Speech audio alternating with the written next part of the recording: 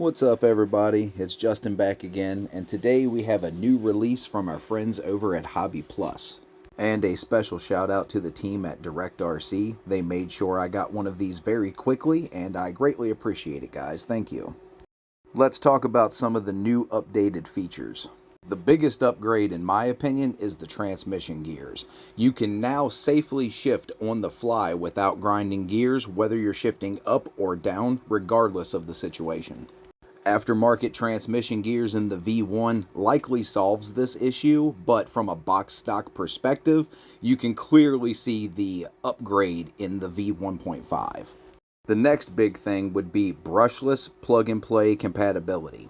The ESC has been upgraded, and they've also supplied an adapter harness, so virtually any brushless system on the market is plug-and-play directly in.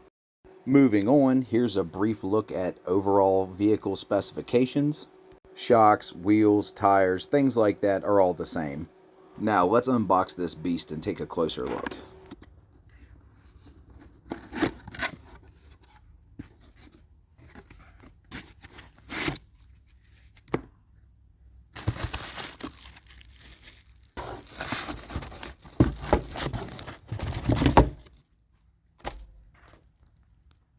Honestly, I love the green. I like it more than the blue. It's my favorite color they've put on this truck thus far. Now that we have everything out the box, you'll see everything that is included. The truck, the controller, your instruction manual, some tools. There's also some sway bar links, and then you have your charger, of course. And don't forget, brushless plug-and-play adapter. The controller is the same 6-channel FlySky unit that we're used to. And here's a quick breakdown of the controls for you. Of course, we have steering and throttle, but channel 3 is for your lights, channel 6 is for the shifting servo, and channel 5 is for your winch on the bed.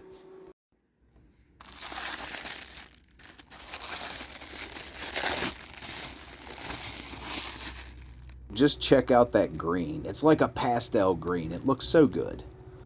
And of course, we still have all the features from the 1.0 that we know and love. The wheel chocks on the bed are adjustable. The side railing flips down in case you have a wide load that you need to accommodate. The mirrors are rubberized, yet pretty rigid, so they'll last for quite some time. I still haven't ripped the mirrors off of my 1.0 yet, and we've put probably 20 batteries through that thing. Of course, you have the pull-out ramps in the back so you can load up various vehicles. And just in case those vehicles happen to be immobilized, there is an included working winch. I'm sure we all wish the winch was slightly faster, but how cool is it that all these features are included in a ready-to-run truck for $200? I think it's a win no matter what.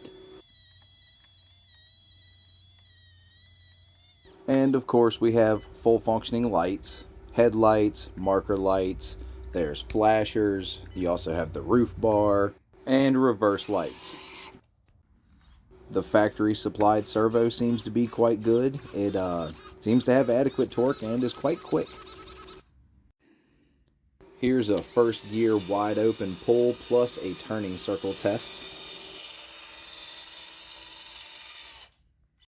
Here's top speed in second gear plus a nice brake test. Now let's put it on the rocks and see what it's capable of. Honestly, before even starting, I expected to see the exact same good performance that we already had with the Arktos 1.0, which was exactly the case. But with this upgraded transmission and brushless plug-and-play compatibility, this one truly is an upgrade over the 1.0, no matter which way you look at it. Also, I would like to note something. This truck, for being as large as it is incredibly smooth in first gear. The resolution of the throttle is among some of the best in micro crawling in general, especially from a box stock perspective. Essentially, the truck feels great and there's no need to upgrade unless you want to upgrade. You don't really feel limited by stock electronics on this platform. And I feel that's a great sales point in today's markets. Some crawlers, like the SCX24s, for example, they have upgraded them over the years, but originally they were virtually undrivable out of the box. They required hundreds of dollars in upgrades to be a comparable truck to even have fun with, in my opinion. Whereas something like this, or even modern day trucks in general, they are much better, but this really shines through as a drivable, user-friendly truck that just about anybody can jump behind the wheel of and enjoy. I also feel small-scale rock crawling has been limited over the years due to terrain and just the general places people have to go crawl. Generally speaking, a 24th scale or 18th scale truck almost needs a tailor-made course to really get the most out of it, whereas this 6x6 will go out on the trail and tackle a lot of big stuff where smaller trucks just would not before. Alright, now let's take a few seconds to watch bloopers from our first crawling session while I convert this to brushless and put it back on the trail for some more testing.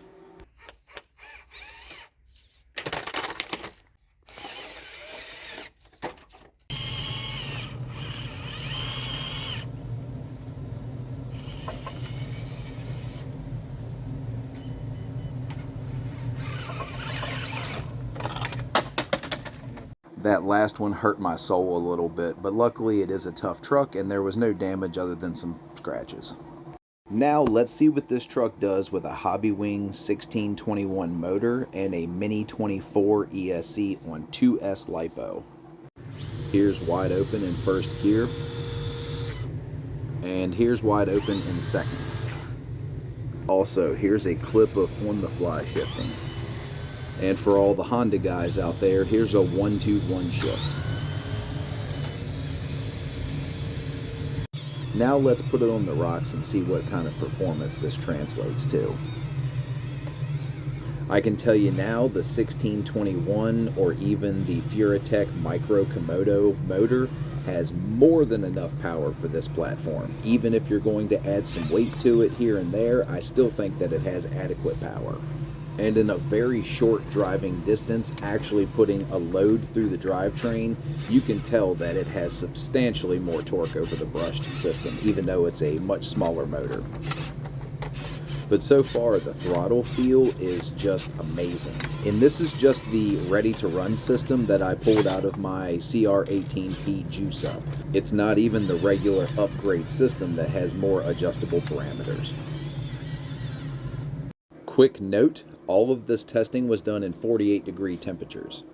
Ignore the time and date, it's always wrong. Now let's see what it does against the spiral staircase.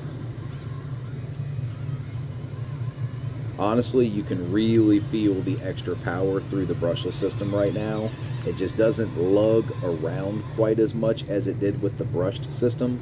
Although it did have adequate power, you can feel now that you have more than enough on tap.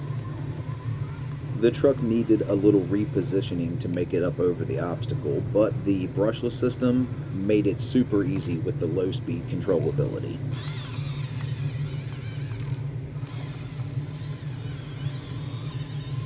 Now let's tackle a little bit more difficult line. Anyone who's watched my reviews before has most likely seen this incline and should know that it is not the easiest obstacle.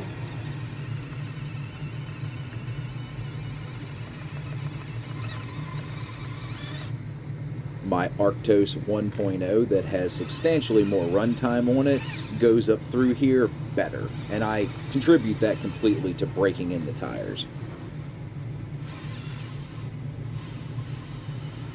After a little hunting with the front tires, we found some grip and we were able to continue onward. Now's a good time to mention, I love slow crawl as much as the next guy, but just saying, in a competitive scenario, you're just bleeding time. So this is really just for show, not really for efficiency. And right about here, I was like, no, come on, we can do this.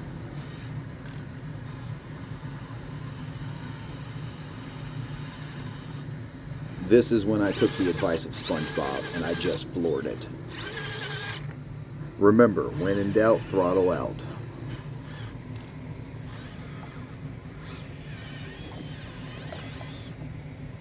Alright, now this obstacle is a C3 obstacle, and this truck has absolutely no business trying this, but we're going to do it anyway. I mean, technically it has enough grip to do the obstacle, but bumper clearance, wheelbase, things like that are not in its favor. At this point, you're probably saying, why are you even trying this? It's clearly not going up through there, but I promise it's worth the wait. I just had to keep wiggling the truck trying to get around the front bumper. If you can get past that or the bed catching at the rear, the truck is going to go over it.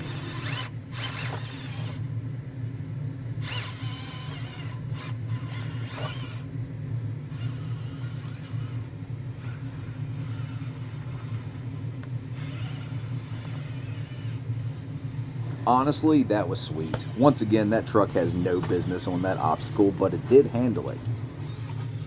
And here's a nice steep incline for everybody. I think we're around 45 degrees on this one, maybe 50 if we're lucky, but not a lot of people have success with this obstacle at our facility.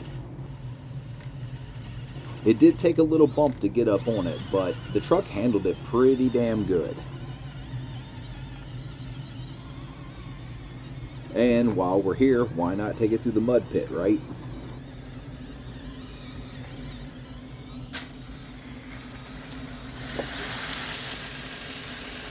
The added wheel speed from the brushless system helps get out of the mud pit a lot. Just make sure to line up for that ramp better when exiting the pit. And here's a little bonus clip of the truck also doing something that it has no business attempting successfully. You have to be careful here because the bed dictates whether the truck is going to stay on the tires or not. You can't lean on the bed too terribly much. Oh, you know it's stressing right now, but you know what? I haven't broken anything in one of these trucks yet, so I pushed on through with no issues. Alright, let's wrap this up with my final thoughts. Overall, the truck was already a bargain at $200 with the 1.0 version, and it was selling well and people thoroughly enjoy this platform. Now, they've given you better transmission gears, you can shift on the fly, you have brushless plug-and-play compatibility. It's just that extra little bit that you get for the same value of $200 they were already charging. If you haven't picked one of these up yet, I heavily recommend looking into one. If you do, make sure to check out our friends at Direct RC. They'll make sure you get one quickly. Thanks.